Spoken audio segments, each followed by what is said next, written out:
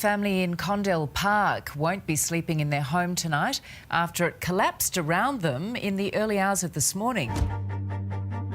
In April, a newly built home collapsed with its tenants asleep inside, and miraculously nobody was injured. How on earth could this happen?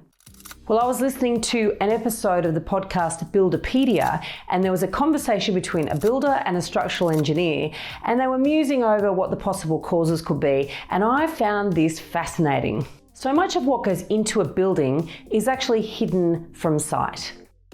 Once a structure is clad and lined and painted and decorated, we rely on pure trust every time we walk in the door. And we don't even think about it. We trust that it was designed well in the first place, that a licensed builder oversaw the construction, that the appropriate trades were used, that they cared enough to do things properly.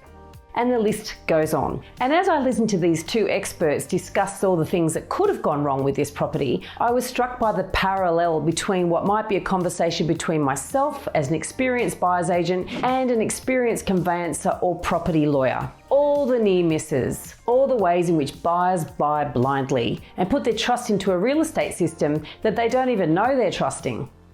Because even though real estate agents are second last on the list of trusted professions, buyers don't even know what they don't know. So they're trusting out of ignorance. For example, when I was listening to that Builderpedia podcast, I learned that brick walls need to be tied to the frame of the house. If that isn't done, the house is fragile.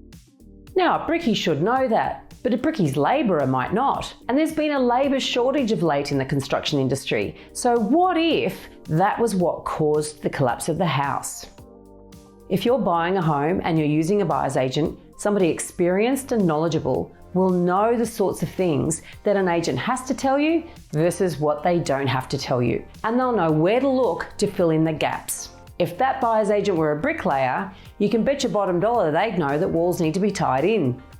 But if you're using somebody that doesn't have that experience, or perhaps they're not that interested in the detail, then that's sort of the equivalent of using the brickie's labourer that might not know that. Sure, they might look like they know what they're doing. They slap some mortar on a trowel and stick those bricks together, but how sturdy will that wall really be? We have a real problem in Australia.